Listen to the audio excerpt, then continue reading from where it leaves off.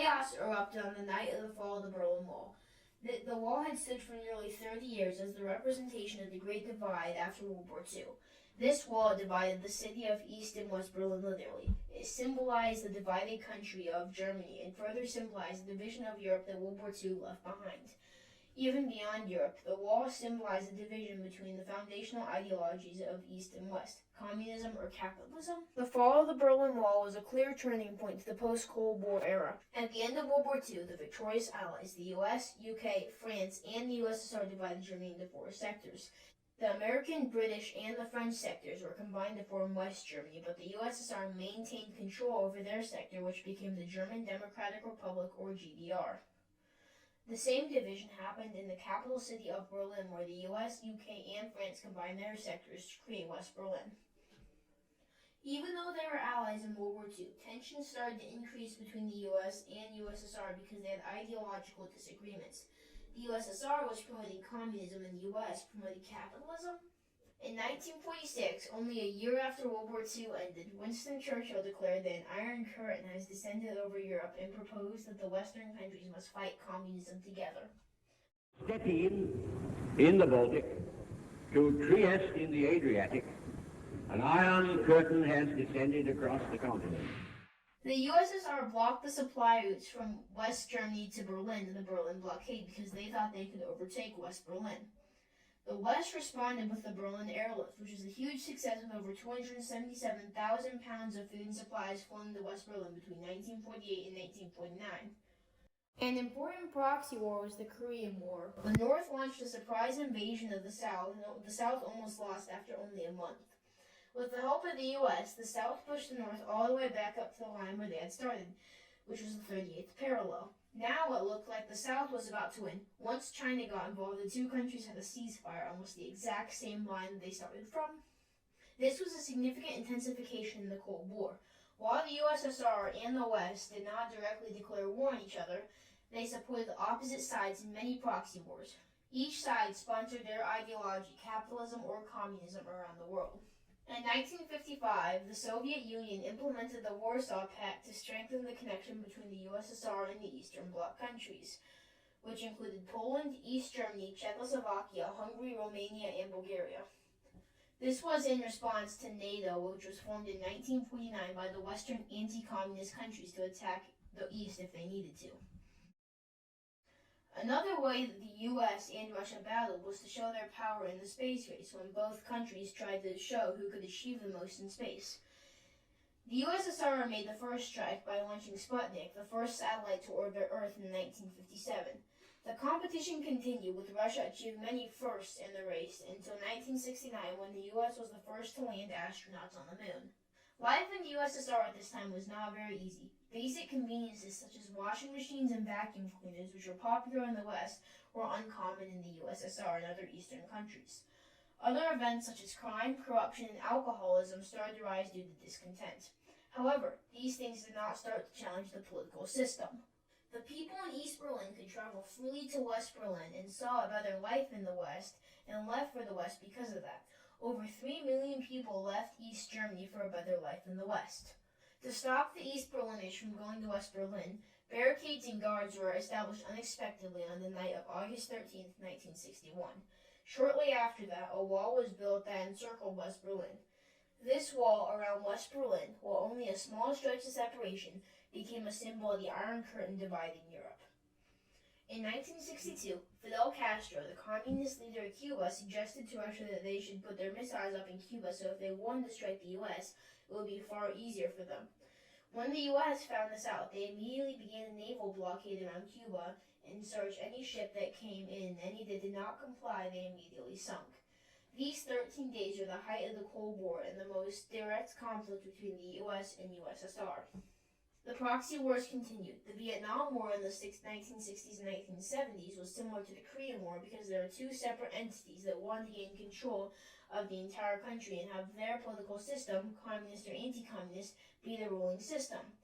Russia and China supported the communist North Vietnamese, while the U.S. and other anti-communist countries supported the South Vietnamese. In addition to all the actions described here, both the U.S. and the USSR built a huge arsenal of nuclear weapons to be used against each other.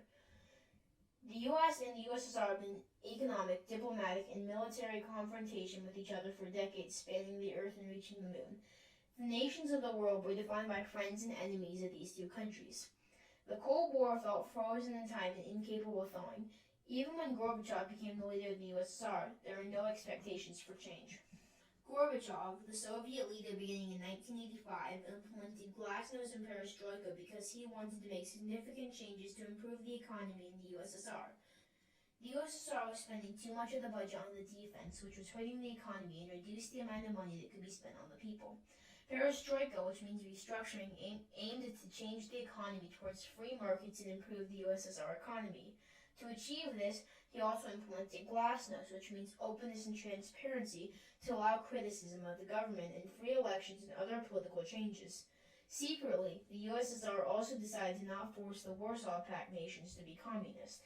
In 1985, in Poland, the Solidarity movement held strikes because they wanted free elections. In 1989, the government agreed to recognize the Solidarity movement and they won 99 out of 100 seats in the June elections. In the West, there was heavy pressure to dismantle the Iron Curtain, including Ronald Reagan's speech with the famous phrase, "Mr. Gorbachev, tear down this wall." Mr. Gorbachev, tear down this wall. Hungary opened their border with Austria in September of 1989. Since East Germans could travel to Hungary, this was the first hint at the weakening of the Iron Curtain for East Germans. Also in September of 1989, a church in Leipzig held peace prayers on Monday nights. The Stasi, the East German secret police, did not do anything about it because they were only peace prayers and not protests. However, in a few short weeks, there were 70,000 people that joined them in the streets for protests when Western journalists were in the country. By November 4th, 1989, the protesters had grown to over 500,000 people in East Berlin. A week later, the GDR government relented with a plan to approve travel from East to West Berlin. On November 9th, GDR spokesman Günter Schabowski was supposed to read the plan before the meeting and announce it at the end. He did not have time to read over these notes before the press conference, so at the end, he announced that you could travel It is possible for them to go through the wall at some point, presumably. It is possible for them to go through the border. If he would have had time to read his notes, he would have known that he was supposed to say the wall opened the following day, not that evening. Thousands of people lined up at the wall and the guards were severely outnumbered, so they allowed the public to flee to the west. Governments watched cautiously, and some had concerns about the shifting dynamics of power in Europe with the reunification of Germany. This opinion was strongest in the UK and France. A great deal of diplomacy was needed at this moment in history. Helmut Kohl, the West German leader, carefully addressed these concerns while also welcoming East Germans by starting his speech with "My fellow countrymen" to pave the way for eventual German reunification. Just as the fall of the Berlin Wall inspired all the Soviet bloc countries to use the opportunity of glasnost to implement such significant changes, the Soviet states were inspired to also use the opportunity of glasnost to demand similar changes in the USSR. The Soviet states demanded self-determination, and Yeltsin, the president of the larger states, declared that Russia, along with two other smaller states, were independent of the USSR. The remaining states followed in declaring their independence from the USSR. Gorbachev resigned, and the Soviet states became independent countries. This hampered the public's perception of the communist system and its ability to protect its people. The fall of the Berlin Wall is what is considered to be the turning point because it was the literal moment that the Iron Curtain fell symbolically. It was the most visible sign of the changes that have been brewing in Eastern Europe. In reality, the root cause of the wall's fall is the critical and deeper turning point. There were several factors working together to create the fall of the Berlin Wall. Some key factors that led up to the fall of the Berlin Wall and contributed to the changes that occurred after the fall of the Berlin Wall and the end of the Cold War were glasnost, perestroika, Poland solidarity, Hungary opening the border, and uprisings in Eastern Europe, especially Leipzig. Of all of these, the most fundamental factor was glasnost, allowing citizens of the countries to influence the government. Because this was led by Gorbachev, the reforms of the single leader is the most important catalyst in the turning point of the fall of the Berlin Wall, which led to the end of the Cold War. I've been looking for freedom.